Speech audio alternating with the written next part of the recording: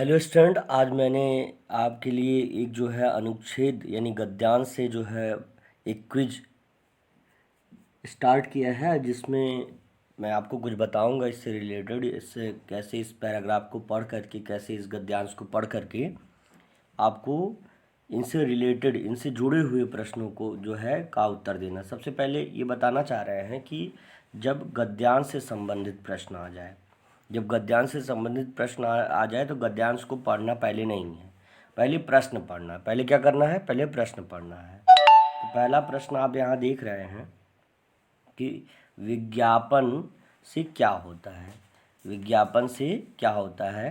तो पहले प्रश्न आप यहाँ पे पढ़ लेंगे, प्रश्न जो दिया गया है उस प्रश्न को पढ़ लेंगे। उसके बाद जो है हमको यहाँ पर पढ़ना है कि हम, यहाँ से देखिए, सॉरी, आज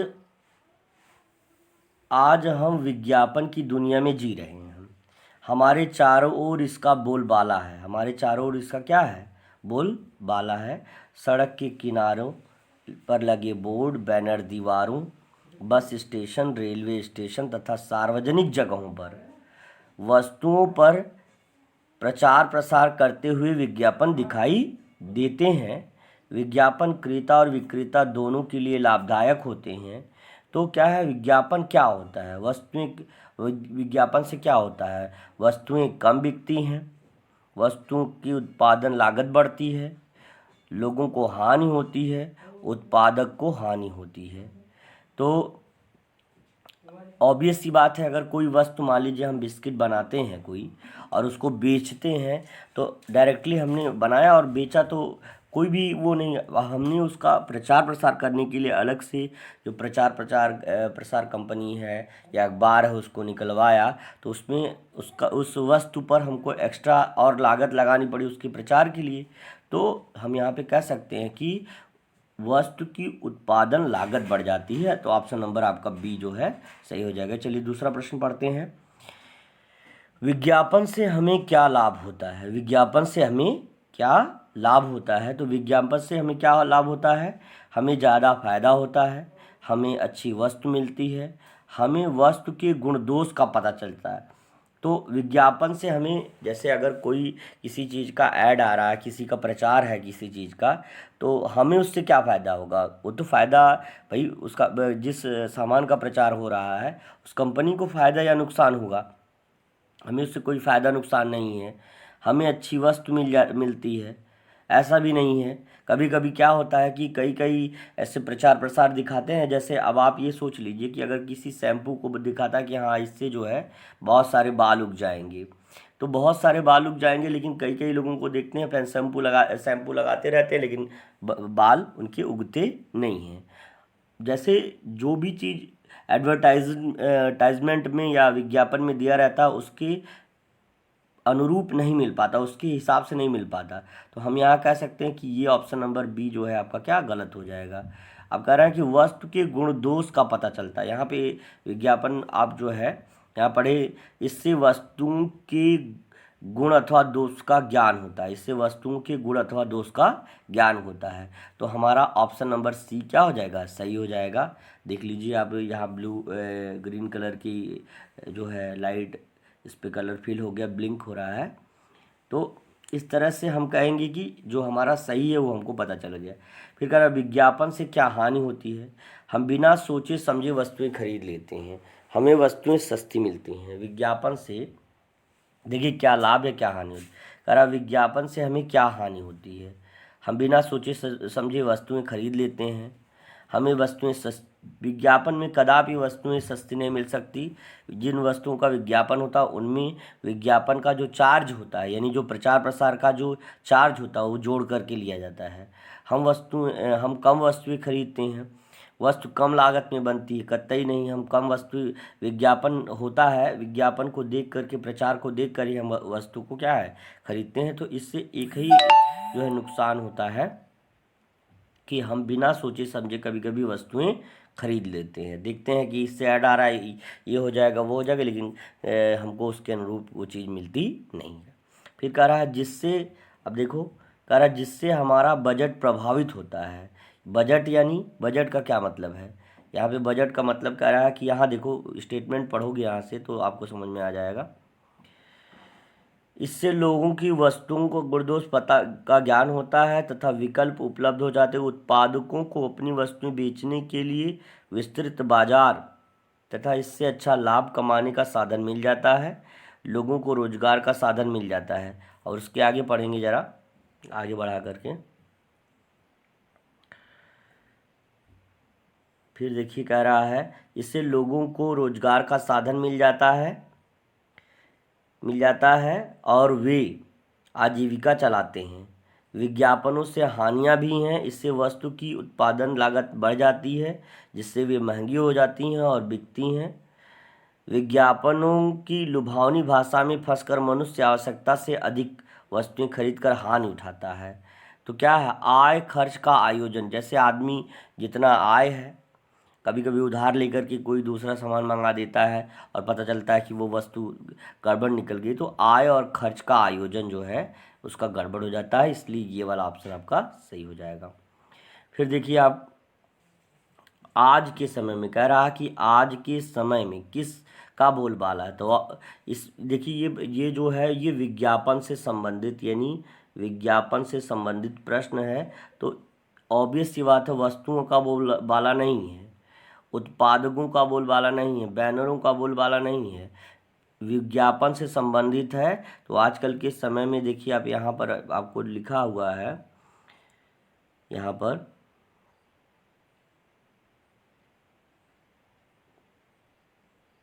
आज विज्ञापन की दुनिया में हम जी रहे हैं। यहाँ पर देखिए पहले ही ये कथन दिया गया है यहाँ पर, आज हम विज्ञापन की दुनिया में जी रहे हैं। हमारे चारों ओर इसका बोलबाला, किसका बोलबाला है, यानी ऑप्शन नंबर बी सही हो जाएगा, यानी विज्ञापन का बोलबाला। तो हम देखते हैं कि सही है कि नहीं। तो ऑप्शन नंबर बी ये देखिए हमारा सही हो जाएगा। ठीक है ना। चलिए हम दूसरे गद्यांश पर चलते हैं। अब मैथ्स बनेगा सुपर इंटरेस्टिंग, एक नए क्रिएटिव और इंटरैक्टिव तरीके से। आज ही whitehatjunior.com पर book a free math class. चलिए दूसरा हम प्रश्न पढ़ते हैं यहाँ पर। नंदनवन में एक नन्ही चिड़िया रहती है। तो हमने कहा, पहले हमने आपसे ये बताया कि आप जो है पहले प्रश्न पढ़िए। पहले गद्यांश पढ़ने की आपको ज़रूरत नहीं है, पहले आप प्रश्न पढ़िए। प्रश्न पहला देखिए, पहला प्रश्न क्या कर रहा है, दो मुँह वाली चिड़िया कहाँ रहती थी। दो मुँह वाली चिड़िया कहाँ रहती थी। तो लाल फल के पास रहती थी, बरगद के पेड़ पर रहती थी, जंगल में रहती थी, जहरीले फल के पास रहती थी। तो आपको पता चल जाएगा, यहाँ से पढ़िए। नंदनवन में एक जो है, नंदनवन में एक, यहाँ नंदनवन में एक नन्ही चिड़िया रहती थी जिसके दो मुंह थे। जिसके कितने मुंह थे, दो मुंह थे। दो मुंह होने के कारण वह चिड़िया दूसरे पक्षियों से बिल्कुल विचित्र दिखती थी और वह चिड़िया एक बरगद के पेड़ पर घोंसला बनाकर रहती थी। तो यहाँ से हम ये कह सकते हैं, यहाँ से हम कह सकते हैं कि आप देखिए कौन सा है, लाल फल के पास। तो क्वेश्चन पहला ऑप्शन है, अब लाल फल के पास रहती थी, तो यहाँ लाल फल का कोई भी जिक्र नहीं हुआ है। जंगल में पेड़ पर रहती थी, तो जंगल ऑब्वियस सी बात है कि मतलब नंदनवन में रहती थी, तो वन का ये ठीक है, लेकिन कहाँ रहती एग्जैक्ट, यानी जो वास्तविक स्थान है उस पर हम लगाएं। जहरीले फल के पास रहती थी, तो ऐसा कहीं पर नहीं आया है। तो यहाँ पे जंगल में पेड़ पर, तो कहाँ रहती थी, किस पेड़ पर रहती थी, यहाँ देखिए आप एक बरगद के पेड़ पर घोंसला बनाकर रहती थी। तो आपका ऑप्शन नंबर बी सही हो जाएगा। चलिए देखते हैं दूसरा क्वेश्चन। जंगल में क्या था, जंगल में क्या था। तो जंगल में आप देखिए जरा, यहाँ से पढ़िए। तो जंगल में क्या था, जहरीला वृक्ष था, मीठा फल था, लाल चिड़िया, पीली चिड़िया। तो जंगल में कौन सी चिड़िया थी, दो मुंह वाली चिड़िया थी ना। तो यहाँ से जरा पढ़ते हैं आगे। एक दिन वह चिड़िया जंगल में भोजन की तलाश में इधर उधर उड़ रही थी। अचानक चिड़िया के दाएं मुंह की नज़र एक लाल फल पर पड़ी, है ना, लाल फल पर पड़ी। उसके बाद जो है देखते ही उसके मुंह में पानी आ गया और तेजी से लाल फल खाने के लिए आगे बढ़ी। अब चिड़िया दाएं मुंह बड़े स्वाद से वह फल खा रहा था। अब चिड़िया का जो है दायां मुंह बड़े स्वाद से, मतलब वो बहुत, जो बायां दो मुंह था ना तो उसके पास, तो दायां मुंह उसका बहुत स्वाद से खा रहा था फल। बायां मुंह बेचारा बार बार दाएं मुंह की तरफ देख रहा था कि ये मुझे भी खाने को दे, लेकिन दायां वाला चुपचाप मस्ती से फल खाए जा रहा था। अब बाएं मुंह वाले से प्रार्थना की। अब बाएं मुंह वाले ने दाएं वाले से उससे रिक्वेस्ट किया कि थोड़ा सा फल मुझे भी खाने को दे दो। तो इस पर जो है तो कैसा फल दिखा? जहरीला फल, मीठा फल, लाल चिड़िया, पीली चिड़िया। तो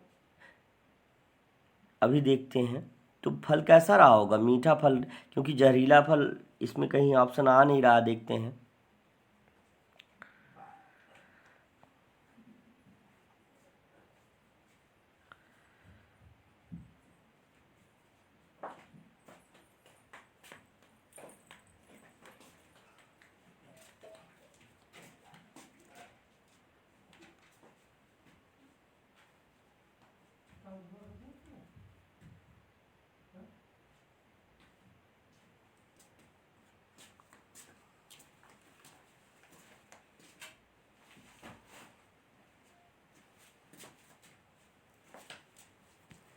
देखिए, तो अभी एक बार जो है उसके आगे देखिए। अब बाएं मुंह वाला, ध्यान से सुनिए, अब बाएं मुंह वाले से प्रार्थना की कि थोड़ा फल खाने को मुझे भी दे दो। तो इस पर दाएं मुंह को गुस्सा दिखाते हुए कहा कि हम दोनों का पेट एक ही है, अगर मैं खाऊंगा तो हमारे ही पेट में जाएगा। यानी दोनों भाई, मुंह तो दो था लेकिन पेट तो उन सबों का एक ही था ना। लेकिन उसने बाएं मुंह वाले को कुछ खाने को नहीं दिया। अगले दिन चिड़िया फिर से जंगल में खाने की तलाश में उड़ रही थी। तभी बाएं मुंह की नज़र एक अद्भुत फल पर पड़ी जो बहुत चमकीला था। वह तेजी से उस फल की तरफ लपका।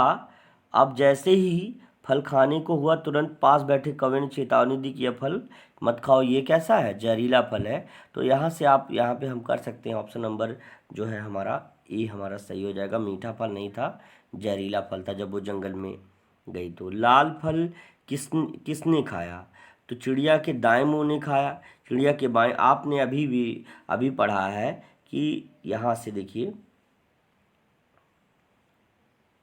दायां मुंह है ना, यहाँ देखिए ये सेंटेंस पढ़िए। चिड़िया की दाएं मुंह ने बड़े स्वाद से वह फल खा रहा था। तो कौन खाया? जो है चिड़िया का दायां, यानी दाएं मुंह ने जो है वह फल बहुत चाव से खाया। फिर देखिए, चिड़िया को फल खाने से किसने रोका? चिड़िया को फल खाने से किसने रोका? चिड़िया को फल खाने से किसने रोका? तो आप देख रहे हैं उसके बाएं मुंह ने, नहीं, उसके बाएं मुंह ने नहीं रोका। उसके दाएं मुंह ने भी नहीं रोका। जंगल में कौवे ने रोका। जंगल में कोई चिड़िया नहीं मिली, सिर्फ कौवा ही मिला था। तो ऑप्शन नंबर सी जो है आपका सही हो जाएगा। इस तरह से हम कर लेंगे कि, तो हम देखिए इसको टिक करते देखते सही है कि नहीं। तो ये देखिए ऑप्शन नंबर सी इसका सही है बिल्कुल भी। तो कौवे ने ही उसको क्या किया? रोका। तो और लाल फल किसने देखा? लाल फल किसने देखा? तो लाल फल दाएं दाएं, कौन, किसने? देखिए यहाँ पर लिखा हुआ है, अचानक, यहाँ देखिए, अचानक चिड़िया के दाएं मुंह की नज़र एक लाल फल पर पड़ी। किसने? दाएं है, यानी लाल फल किसने देखा? तो चिड़िया के दाएं मुंह की नज़र किस पर पड़ी? दाएं मुंह की नज़र जो है एक लाल फल पर पड़ी। तो आपका जो है एक कौवे की नज़र तो पड़ी नहीं, तो आपका ये हो जाएगा। आप देखिए ध्यान से, यहाँ पे चिड़िया के दोनों मुंह को ने ऐसा नहीं देखा, चिड़िया के बाएं मुंह ने भी नहीं देखा, कौवे ने नहीं देखा, ये चिड़िया के दाएं मुंह ने देखा। तो इसको ज़रा टिक करते हैं, देखते हैं। तो ये आपका सही हो जाएगा। ठीक है, इस तरह से हम जो है प्रश्न करते रहेंगे, आगे बढ़ते रहेंगे। चलिए आगे का गद्यांश पढ़ते हैं। यहाँ पे देखिए प्रश्न आपका आ गया है कि दूली चंद, एक गद्यांश आया है, तीसरा गद्यांश है, और इसमें एक प्रश्न आया है कि दूली चंद कितना अमीर आदमी था। तो दूली चंद, पहले हम प्रश्न हमने पढ़ लिया, अब गद्यांश पढ़ेंगे। दूली चंद नगर के सबसे अमीर लोगों में से थे। पैसा तो बहुत कमाया था लेकिन मान सम्मान नहीं कमा पाए। देखिए, कहने को तो इतना पैसा था कि पूरा नगर ही खरीद लेते, लेकिन कभी किसी जरूरतमंद की मदद नहीं की। धीरे धीरे दूलीचंद 50 करोड़ की संपत्ति इकट्ठी कर ली। तो आप देख रहे हैं यहाँ पर दूलीचंद के पास कितनी संपत्ति थी, 50 करोड़। तो यहाँ पे देखिए लिखा है उसके पास आधा करोड़ रुपया था, तो ये भी आपका गलत हो जाएगा। उसके पास 50 लाख रुपए थे, तो लाख तो नहीं, लाख से भी ज़्यादा थे। उसके पास पूरा गांव खरीदने की ताकत थी, ये भी कहीं नहीं लिखा है। उसके पास 50 करोड़ रुपए थे, तो ये वाला ऑप्शन आपका सही हो जाएगा। चलिए, फिर कह रहा है कि दूलीचंद की खासियत क्या थी। दूलीचंद की खासियत क्या थी? गांव में बड़े मकान में रहता था। पहला है, गांव में बड़े मकान पे रहता था, कभी अच्छी तरह से नहीं रहा, गांव के लोगों की मदद करता था, दिन रात मेहनत करता था। तो चलिए कथन पढ़ते हैं। अभी इससे पहले कथन जो है पढ़ते हैं, देखते हैं। कह रहा है, दूलीचंद नगर के सबसे अमीर लोगों में था। पैसा तो बहुत कमाया लेकिन मान सम्मान नहीं कमा सका। कहने को तो इतना पैसा था कि पूरा नगर खरीद लेते, लेकिन कभी भी किसी ज़रूरतमंद की मदद नहीं की। धीरे धीरे दूलीचंद के पास 50 करोड़ की संपत्ति इकट्ठा कर ली। दिन रात सोच सोच कर बहुत खुश होता कि मेरे पास 50 करोड़ रुपए हैं। दूलीचंद ने पूरा जीवन केवल पैसे कमाने में निकाल दिए, ना अच्छे कपड़े पहने और ना ही कभी शौक पूरा किया। पैसे कमाने का जुनून इस कदर सवार था कि उसने अपने जीवन की सुध बुध ही नहीं रही, बस पैसा ही दूलीचंद का जीवन बन चुका था। तो क्या है, दूलीचंद की खासियत क्या थी? गांव में बड़े मकान में रहता था, कभी अच्छी तरह से नहीं रहा, गांव में लोगों की मदद करता था, दिन रात मेहनत करता था।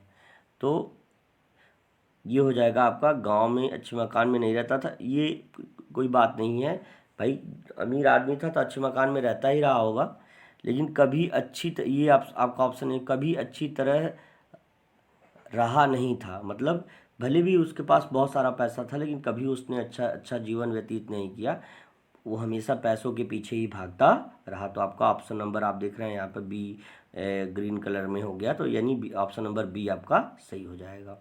चलिए आगे देखते हैं, दूलीचंद के जीवन का मकसद क्या था। दूलीचंद के जीवन का मकसद क्या था? तो यहाँ से आप आगे बढ़ते हैं। देखिए,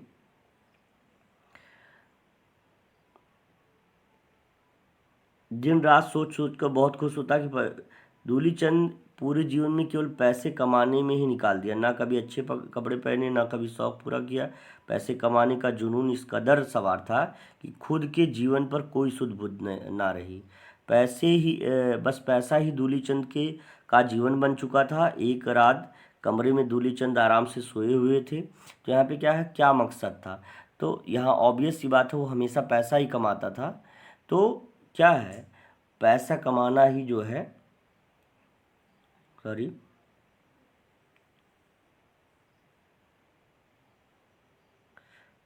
उसका मकसद था उसके जीवन का कि पूरे जीवन में वो क्या कर ले, खूब सारा पैसा इकट्ठा कर ले। तो यानी ऑप्शन नंबर डी आपका जो है क्या हो जाएगा, यहाँ पर राइट हो जाएगा। ऑप्शन नंबर डी जो है राइट हो जाएगा। मतलब उसके जीवन का यही मकसद था कि बहुत सारा पैसा वो अपने जीवन में इकट्ठा कर ले। चलिए देखते हैं आगे है, पूरा जीवन का क्या अर्थ करा कि यहाँ पे प्रश्न है कि पूरा जीवन का क्या अर्थ करोगे। पूरा जीवन का मतलब सारा जीवन से है, आधी जिंदगी से है, अच्छा जीवन से है, सादा जीवन से है।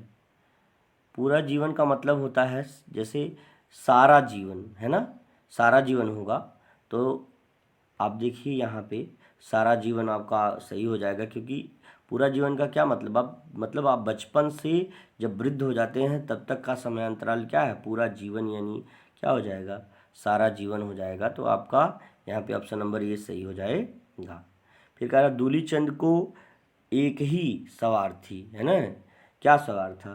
तो मकसद सवार था, नहीं, यहाँ पे मकसद शब्द आया ही नहीं। काम सवार था, कुमारी सवार था। तो यहाँ पे एक ही धुन सवार थी, और वो कैसी धुन थी कि वो पैसे कमाने की उसके अंदर ये थी कि हम जो है कितना सारा पैसा कमा लें, और उसने कमाया भी 50 करोड़ रुपए।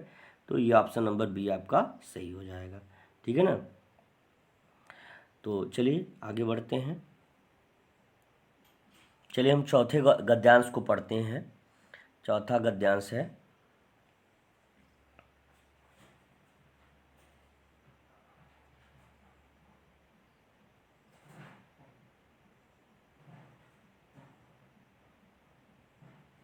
चौथा गद्यांश आपके सामने है।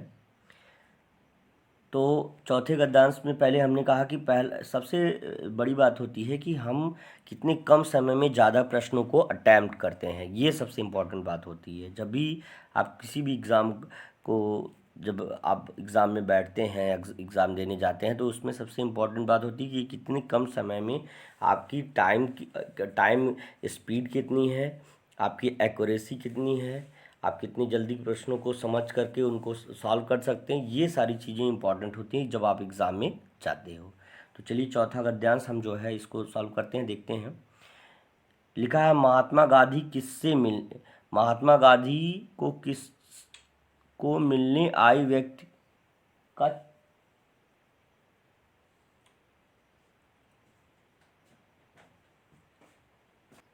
चलिए देखिए प्रश्न को अब पढ़ते हैं। प्रश्न है आपका, महात्मा गांधी को मिलने आए हैं व्यक्ति को परेशानी थी क्योंकि क्या परेशानी थी उसको? क्योंकि गांधी ने उसका जवाब ही नहीं दिया। गांधी जी ज़मीन खोदने में लगे हुए थे। गांधी जी ने उसे ज़मीन खोदने को कहा। या देखिए कलर चेंज कर लेते हैं थोड़ा सा, क्योंकि सेम कलर मैच हो जा रहा है और अच्छा नहीं लग रहा है। देखिए, और अगला है कि क्या उस व्यक्ति को गीता का ज्ञान नहीं मिला। तो देखिए पहले यहाँ से पढ़ते हैं। हमने कहा कि पहले आपको स्टेटमेंट क्वेश्चन को पहले पढ़ना है और उसके बाद उसके ऑप्शन को देखना है। ऑप्शन के बाद तुरंत हम स्टेटमेंट पढ़ेंगे कि गांधी जी को मिलने आए व्यक्ति को क्या परेशानी थी। परेशान था क्योंकि एक बार महात्मा गांधी के पास, है ना, एक बार महात्मा गांधी के पास एक व्यक्ति गीता का रहस्य जानने के लिए आया। उसने महात्मा गांधी से गीता के रहस्य के बारे में पूछा। गांधी जी उस समय फावड़े से आश्रम की भूमि खोद रहे थे। उन्होंने उस व्यक्ति को पास बिठाया और फिर से आश्रम की भूमि खोदने में लग गए। इसी तरह से काफ़ी समय हो गया, लेकिन महात्मा गांधी उस व्यक्ति से कुछ नहीं बोले। आखिर में अकेले बैठे परेशान होकर वह व्यक्ति, तो परेशान क्या हुआ कि काफ़ी देरी तक जो है बैठा रहा और गांधी जी ने उसके प्रश्नों का जवाब नहीं दिया। गीता का ज्ञान लेने के लिए आया था या गीता के बारे में जानने आया था, तो ऑब्वियस सी बात है। तो पहला कह रहा कि गांधी जी ने उसे जवाब नहीं दिया। गांधी जी ज़मीन खोदने में लगे हुए थे। गांधी जी ने उसे ज़मीन खोदने को कहा। उस व्यक्ति को गीता का ज्ञान नहीं मिला। तो देखिए ज़रा, वो परेशान इसलिए हुआ। आखिर में अकेले बैठे बैठे परेशान होकर वह व्यक्ति महात्मा गांधी से बोला, मैं इतनी दूर से आपकी ख्याल सुनकर गीता का मर्म जानने के लिए आया हूँ। आपके पास आया था, लेकिन आप तो केवल फावड़ा चलाने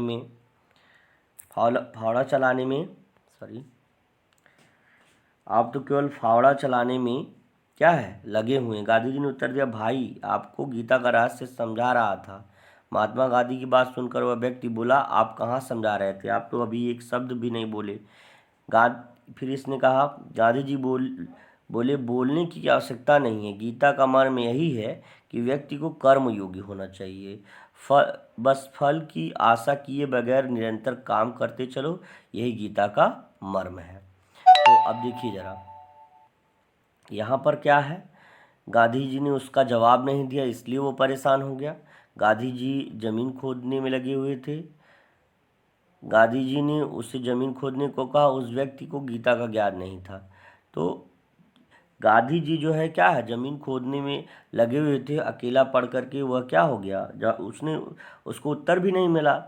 तो आई थिंक जो है आपका ऑप्शन नंबर बी जो है क्या हो जाएगा, सही हो जाएगा। जवाब तो नहीं दिया, वो तो ठीक है, वो तो वेट कर रहा था उसका ना, गांधी जी का वो इंतज़ार कर रहा था। लेकिन आपको क्या है, ऑप्शन नंबर बी टिक करना, क्योंकि गांधी जी क्या है, उसको ज्ञान बताने के बजाय वो क्या कर रहे थे, वो ज़मीन खोदने में लगे हुए थे। तो ऑप्शन नंबर बी आपका क्या हो जाएगा, सही हो जाएगा, बिल्कुल सही हो जाएगा। चलिए आगे बढ़ते हैं। मर्म जानने का क्या अर्थ कह रहा कि, ध्यान से सुनिए, मर्म जानना का क्या अर्थ करोगे।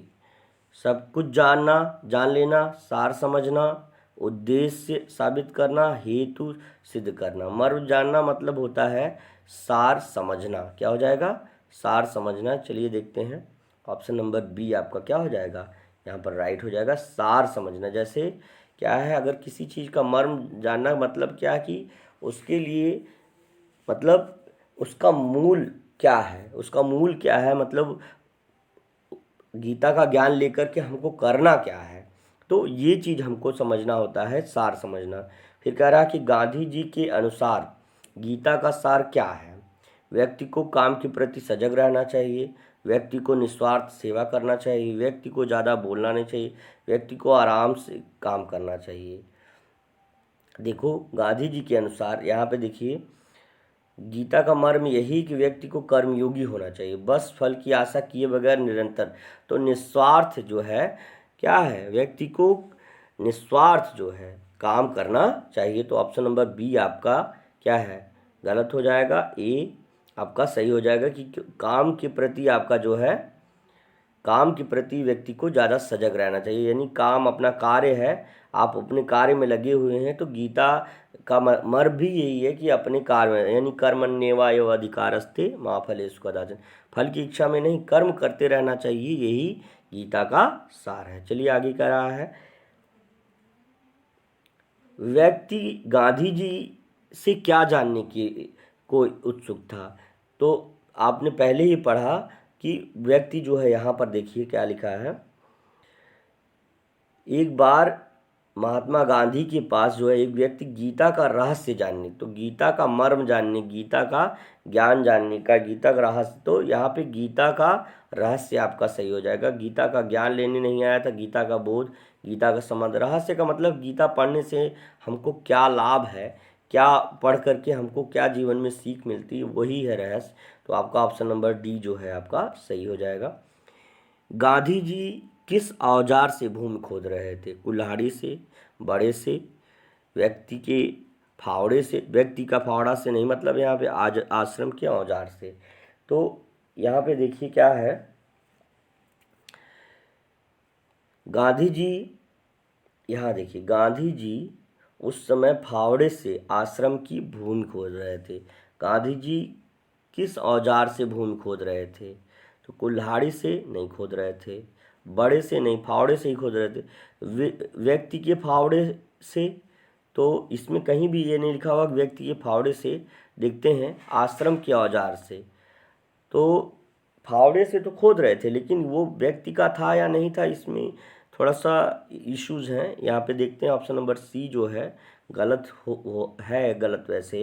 तो देखते हैं, आश्रम का औजार होना चाहिए, तो लेकिन यहाँ पे क्या है, बी बड़े से, यानी बड़े से का मतलब है कि यहाँ पे देखो इस समय फावड़े से जो है भूमि खोद रहे थे, तो फावड़ा यहाँ पर लिखा हुआ है, और यहाँ पे जो है शायद बड़े का मतलब फावड़ा ही हो सकता है, क्योंकि जैसे कई शब्दों का उनका दूसरा शब्द भी होता है ना, पर्याय होता है, तो उस तरह से उस हिसाब से हो सकता है बड़े का अर्थ जो हो जाएगा फावड़ा हो जाएगा। इस हिसाब से जो है बड़े से ऑप्शन नंबर बी आपका राइट हो जाएगा, ठीक है ना। चलिए आगे बढ़ते हैं। चलिए हम अगला गद्यांश पढ़ते हैं। यहाँ पर अब गद्यांश आपका है, गद्यांश 5 आपका आ गया है।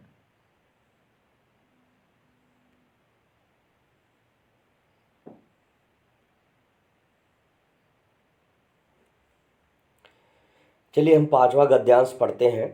ये 5वां गद्यांश आपके सामने है। 5वां गद्यांश है, पहले प्रश्न हमने बार बार कहा, पहले प्रश्न पढ़ते हैं। कह रहा लड़का दिन भर क्या काम करता था।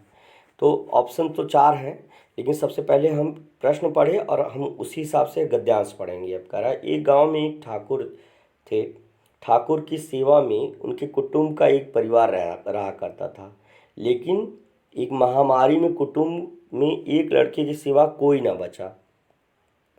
मतलब एक गांव में एक ठाकुर थे, है ना, या एक धनी व्यक्ति थे, ये भी हम कह सकते हैं। और उनकी सेवा में एक कुटुंब में, एक ही उनके कुटुंब में एक परिवार रहा करता था, है ना। लेकिन एक महामारी में कुटुंब, यानी यहाँ गांव से सेंस है कि गांव में एक लड़के की सिवा कोई ना बचा, यानी जो जो परिवार इनकी सेवा करता था उसमें से एक ही लड़का बचा, किसी महामारी की चपेट में आ गया। आप देख रहे हैं इस समय कोरोना वायरस चल रहा है, बहुत पहले जो है हैजा और इस तरह का बीमारी थी, तो उनमें भी लोग मर जाते थे। तो ये है महामारी। तो अब याद ध्यान रखिए। तो अब वह लड़का क्या है, ठाकुर जी की सेवा के में दिन रात लगा रहता था। तो लड़का क्या करता था, लड़का दिन भर क्या काम करता था, रोज़ पानी भरता था, रोज़ रोटी पकाता था, रोज़ बछड़े को चराता था, रोज़ राबड़ी बनाता था। तो आगे बढ़ते हैं थोड़ा सा, हमें लगता है यहाँ से आंसर नहीं मिलेगा हमको। रोज़ घर का काम करता था, सेवा करता था, रोज़ घर का काम करता था, ठाकुर जी के बछड़े चराने जाता था। जब वह जंगल से लौट कर आता था तो यहाँ पर देखिए आपका लिखा है रोज़ बछड़े चराने जाता था। तो option number C will be right हो जाएगा, यानी option number C will be right हो जाएगा। चलिए आगे देखते हैं। लड़के को लिखा है, लड़के को खाने में क्या मिलता था, लड़के को खाने में क्या मिलता था। तो यहाँ से हम जरा इसको पढ़ते हैं। लिखा है,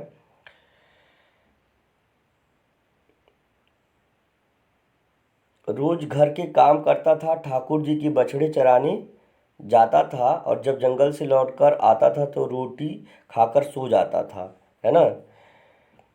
अब उस लड़के की रोजाना की यही दिनचर्या बन गई थी। ऐसे ही समय एक दिन शाम को जब वह लड़का बछड़े चराकर घर आया तो नौकरानी उसे ठंडी रोटी खाने को दी। तो लड़के को खाने में क्या मिलता था, है ना। तो क्या है, रोटी उसको मिलती थी, यानी सूखी रोटी मिलती थी। तो ऑप्शन नंबर ए आपका सही हो जाएगा, यानी उस लड़के को क्या मिलता था, सूखी रोटी मिलती थी, इसलिए जो है आपका ऑप्शन नंबर ए सही हो जाएगा। फिर कह रहा है, लड़की के माता पिता की मृत्यु का यहाँ लड़की लिखा है, लड़की के माता पिता की मृत्यु का कारण क्या था। गांव में अकाल पड़ना, गांव रोगग्रस्त हो जाना, गांव में भूखमरी फैलना, गांव में काम का अभाव होना। तो चलिए आगे पढ़ते हैं जरा सेंटेंस। कह रहा है, एक दिन शाम को जब, है ना, एक दिन शाम को जब वह लड़का बछड़ा चरा कर गया तो ठाकुर जी की नौकरानी ने उसे ठंडी रोटी खाने को दी। बाजरे की ठंडी रोटी देखकर लड़के ने नौकरानी से छाछ राबड़ी के लिए प्रार्थना की, है ना। उसके बाद कह रहा है, नौकरानी ने कहा, जा जा तेरे लिए बनाई है राबड़ी, जा जा खाना हो तो ऐसे ही खा ले, नहीं तो भूखा ही रह। नौकरानी की बातें सुनकर लड़के के मन में गुस्सा आया। उसने सोचा कि इतनी धूप में बछड़े चरा कर आया और मुझे खाने के लिए क्या है, बाजरे की सूखी रोटी दे दी। जब राबड़ी के लिए बोला तो अपमान किया। यह बात लड़के के मन में घर कर गई। आगे बढ़ते हैं, देखते हैं। बात लड़के के मन में घर कर गई और अगले ही दिन वह ठाकुर के घर छोड़कर चला गया। तो अब देखिए जरा, यहाँ पे लिखा, लड़की के माता पिता की मृत्यु का कारण क्या था। गांव में अकाल पड़ा, गांव रोगग्रस्त हो गया, गांव में भूखमरी फैलना, गांव में काम का अभाव होना। तो यहाँ पे रोग से ही, महामारी से मरे थे ना। तो ऑप्शन नंबर बी आपका सही हो जाएगा। यहाँ लड़की नहीं रहेगा, यहाँ आपका लड़के होना चाहिए, यहाँ पे लड़की नहीं रहेगा, लड़के होना चाहिए, ठीक है ना। लड़की के माता पिता की मृत्यु का कारण क्या था, गांव में जो है गांव रोगग्रस्त हो गया था ना। गांव में महामारी क्या है, कोई रोग जब इतना विशाल हो जाता है कि लोग तेजी से उससे मरने लगते हैं तो वो महामारी का रूप हो जाता है, ठीक है ना। चलिए आगे बढ़ते हैं। लड़के ने अपने को अपमानित समझा क्योंकि पीने को राबड़ी नहीं मिली, नौकरानी ने खाना नहीं दिया, ठाकुर ने ठंडी रोटी दी, ठाकुर ने खरी खोटी सुनाई। क्योंकि क्या है, नौकरानी ने जो है पीने को राबड़ी नहीं दी, उसने राबड़ी मांगा था ना, तो पीने को राबड़ी नहीं दी, वही आपका ऑप्शन सही हो जाएगा, क्योंकि राबड़ी उसको नहीं मिली, इसलिए वो जो है क्या हो गया, नाराज़ हो गया। और क्योंकि उसने सोचा, ये कहा कि जो है हम पूरे दिन बछड़ा चराते रहे और इनका सारा काम करते रहे, और हमने एक बार राबड़ी मांग ली, रोज़ तो रोटी खाता ही था बेचारा सूखी। तो उस हिसाब से आपका ऑप्शन नंबर जो है ए आपका सही हो जाएगा। चलिए आगे करा, देखिए लिखा है नौकरानी ने लड़के से को से क्या कहा। कारण नौकरानी ने लड़के से क्या कहा, तो नौकरानी ने ठंडी रोटी खाने को कहा, राबड़ी नहीं देने का, सूखी रोटी खाने को, बछड़े चराने को कहा। तो राबड़ी नहीं देने को कहा। उसने कहा कि जा जा तेरे लिए बनाई है राबड़ी, जा खाना हो तो ऐसे ही खा ले, नहीं तो भूखा ही रह जा। नौकरानी तो यानी उस राबड़ी ने जो है क्या कहा, राबड़ी नहीं देने को कहा। तो ऑप्शन नंबर बी हो सकता है आपका सही हो जाए। तो यहाँ से ऑप्शन नंबर बी जो है आपका क्या हो जाएगा, सही हो जाएगा, क्योंकि रोटी खाने को तो उसने कहा ही नहीं। उसने लड़के ने कहा कि रोटी खाने के लिए नहीं कहा ना, नौकरानी ने उससे यही कहा कि जब उस लड़के ने कहा कि हमको राबड़ी दे दो, तो उसने क्या कहा कि जा सूखी रोटी खाना हो तो खा लेने, राबड़ी तो उसको नहीं मिलेगी, तेरे लिए नहीं बनाई है, मैंने ठाकुर के लिए बनाई है। तो ये आपका क्वेश्चन जो है, इसका ऑप्शन बी नंबर जो है सही हो जाएगा। इस तरह से आप लोग ऑप्शन जो है पढ़ करके क्वेश्चन पढ़िए, उसके बाद उनके ऑप्शंस को ऑब्जर्व करिए, और उसके बाद मेहनत से सारे ऑप्शन को टिक करिए। ध्यान से करेंगे तो मैं आपकी पूरी सपोर्ट में हूँ, और मैं 100% ये जानता हूँ कि हमारे सारे बच्चे जो हैं काफ़ी मेहनत करते हैं, अच्छे बच्चे हैं। सब लोग अच्छे से पढ़ करके, प्रयास करके, प्रयत्न करके हाईएस्ट रैंक अचीव करेंगे, सिलेक्शन लेंगे, ठीक है ना। आपके बेस्ट विशेस के साथ मैं फिर आपको नेक्स्ट टाइम मिलूँगा। Thank you.